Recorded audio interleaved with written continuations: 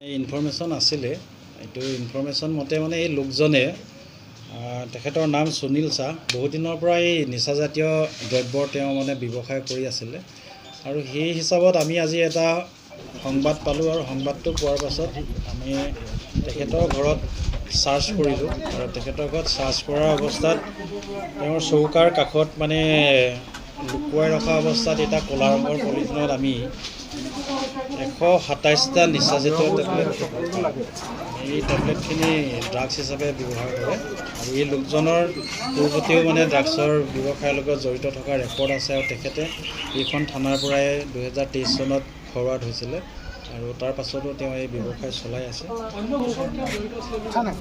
এতিয়া তেখেতৰ আৰু এটা গোচৰ ৱেষ্ট বেংগল থানাৰ এখন থানাত চলি আছে, এইটো ৰেপ কেছৰ এটা গোচৰ। তেখেতক বিচাৰি আহিছিলেও কিন্তু তেতিয়া তাৰ পুলিচ হয়তো সক্ষম নহ'ল তেখেতক আটক কৰিবৰ কাৰণে। এতিয়া যিহেতু তেখেতক আটক কৰা হৈছে আৰু ইতিমধ্যে এই কেছ সংক্ৰান্তত তেখেতক গ্ৰেপ্তাৰো কৰা হ'ব আৰু আমি ৱেষ্ট বেংগল পুলিচৰ লগত এই সংক্ৰান্তত যোগাযোগ কৰিম। এখেতে ইয়াতে ভাড়াতীয়া হিচাপে কাম কৰে। তেখেতৰ ঘৰ আমি বিহাৰত বুলি জানো, বিহাৰৰ কোন ডিষ্ট্ৰিক্ট নাজানো। এতিয়া ইনভেষ্টিগেশ্যনত এইখিনি কথা আহিব আৰু এইখিনিতে আৰু এটা কথা কওঁ, তেখেতৰ এজন ভায়েক আছে অনিল শাহ, তেখেতো বৰ্তমান ড্ৰাগছ কেছত এই থানাৰ পৰা ফৰৱাৰ্ড হৈছিলে আৰু বৰ্তমান খটখটি থানাৰ এটা গোচৰত তেওঁ ফৰৱাৰ্ড হৈ আছে। মানে এখেতসকলৰ ককাই ভাই আটাইকেইজন এই ড্ৰাগছৰ কাৰবাৰতে জড়িত।